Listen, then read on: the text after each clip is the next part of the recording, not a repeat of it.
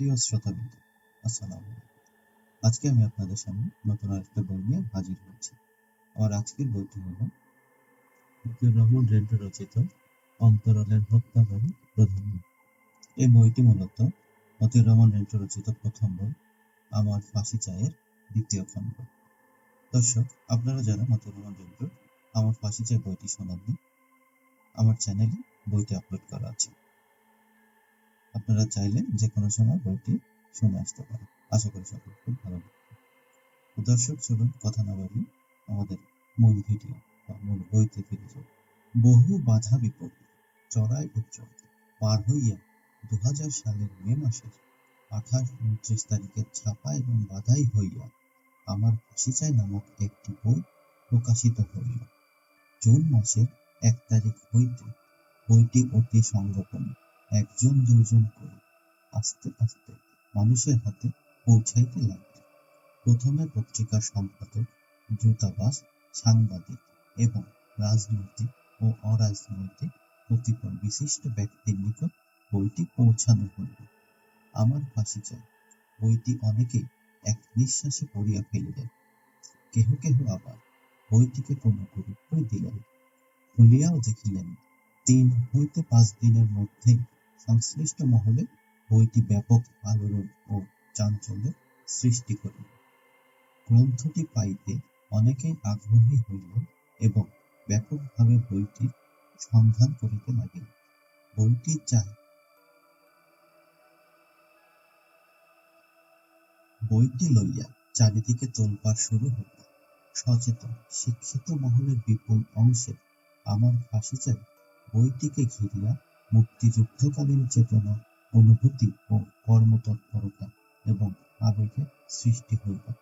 তাহারা সকলেই মুক্তিযুদ্ধের সময়ের ন্যায় বইটিকে লইয়া ব্যতিব্যস্ত হইল। অতি সন্তর্পণে গোপনে গোপনে সতর্কতার সহিত বইটি ঘণ্টা হিসেবে এক হাত হইতে অপর হাতে ঘুরিতে লাগিল। কেহ কেহ বইটির অংশবিশেষ, আবার কেহ সম্পূর্ণ বইটি যে যেইভাবে পারিল ফটোকপি করিয়া ছড়াইয়া দিতে লাগিল। এ যেন মুক্তিযুদ্ধের ন্যায় আর একটি যুদ্ধ শুরু হইল। কেহ মুখ খুলিলেন না। শুধু আমার ফাঁসি চাই বইটি লইয়া নীরবে নিঃশব্দে কাজ করিয়া যাইতে লাগিল। পাক হানাদার কবলিত অঞ্চলে মুক্তিযুদ্ধের প্রচারপত্র লইয়া নীরবে নিঃশব্দে যেইরূপ গোপনে পড়া আর গোপনে প্রচার চালানো হইত, এক্ষণে আমার ফাঁসি চাই বই লইয়া অনুরূপ অবস্থার সৃষ্টি হইল। সর্বত্র সাবধানতার সহিত ফিসফাস, আলাপ আলোচনা সবকিছু হইতে লাগিল, কিন্তু অত্যন্ত গোপনে গোপনে হইতে লাগিল। এই বইটিকে বীর জনতা আমানত স্বরূপ মনে করিলেন এবং ইহাকে রক্ষা করিতে বুকে জড়াইয়া ধরিলেন। লেখকের লেখনী সার্থক হইল, লেখক ধন্য হইল। 7ই জুন 2000 সাল। খরাঝরা দ্বীপ্রহর গড়াইয়া অগ্নিদেবতা সূর্য তাহার তাপদাহ কিরণ সামান্য ফুটাইয়া পশ্চিম গগনে কিঞ্চিৎ হেলিয়াছে। আমার ফাঁসি চাই গ্রন্থটি হাতে লইয়া হন্যতন্য হইয়া ক্ষিপ্ত গতিতে প্রধানমন্ত্রীর সুবিশাল সরকারি বাসভবন গণভবনে প্রবেশ করিল। শেখ হাসিনার পিতার ফুফাতো ভাইয়ের পুত্র, প্রধানমন্ত্রীর ব্যক্তিগত প্রধান নিরাপত্তা রক্ষী নজিব আহমেদ নজিব। গণভবনের দোতলায় ড্রয়িং রুমে প্রধানমন্ত্রী শেখ হাসিনার হাতে নজিব বইটি তুলিয়া দিল। প্রধানমন্ত্রী: এইটা কিসের বই? নজিব: রেন্টুর লেখা বই। প্রধানমন্ত্রী কপাল কুঁচকাইয়া বলিলেন, কি রহিয়াছে ইহাতে? নজিব: অনেক কিছুই রহিয়াছে। প্রধানমন্ত্রী: তাহার মানে? নজিব: আমার ফাঁসি চাই। বইয়ের সারসংক্ষেপ বর্ণনা করিল। প্রধানমন্ত্রী শেখ হাসিনা বর্ণনা শুনিয়া অগ্নিমূর্তি ধারণ করিয়া সঙ্গে সঙ্গে কহিয়া উঠিলেন, রেন্টু এখনো দুনিয়ার বুকে রহিয়াছে কি প্রকারে? তোমরাই বা কি করিতেছ? রেন্টু এখনো বাঁচিয়া রহিয়াছে, আর তোমরা চাহিয়া চাহিয়া দেখিতেছ। আগে রেন্টুকে খুন করো, তাহার পর কথা হইবে। ছায়া ঘেরা নির্জন গণভবনের বকুল গাছেরা আপনি প্রধানমন্ত্রী? আপনি প্রধানমন্ত্রী, আপনি সংবিধান রক্ষার, নাগরিক রক্ষার শপথ লইয়াছেন, সকলের প্রতি আইন অনুযায়ী যথাবিহিত আচরণ করিবার শপথ লইয়াছেন। এ অন্যায়, এ অন্যায়, এ নিষ্ঠুরতা, এ পৈশাচিকতা বলিয়া চিৎকার করিয়া উঠিল।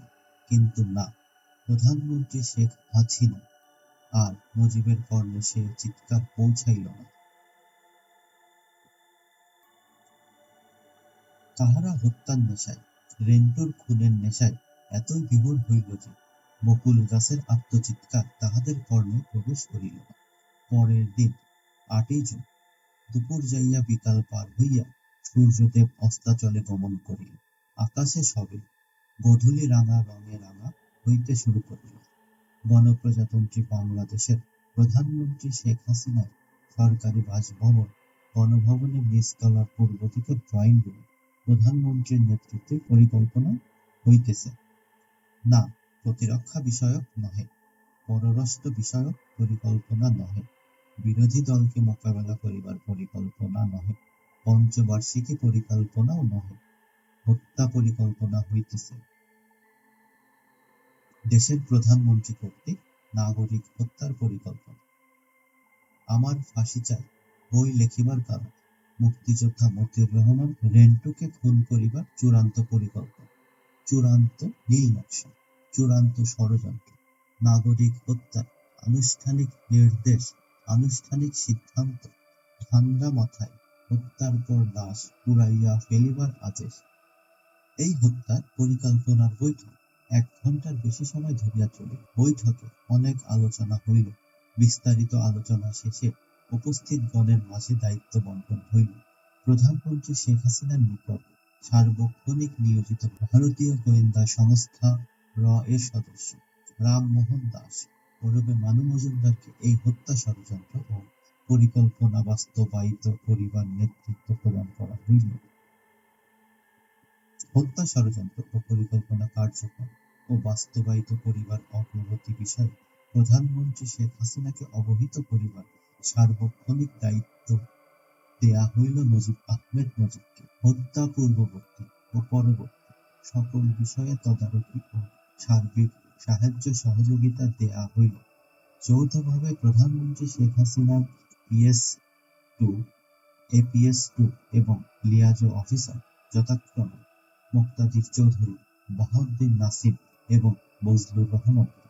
শুরু হইল আমার ফাঁসি চাই গ্রন্থের লেখক মুক্তিযোদ্ধা মতিউর রহমানের রেন্টুকে হত্যার মহোৎসব।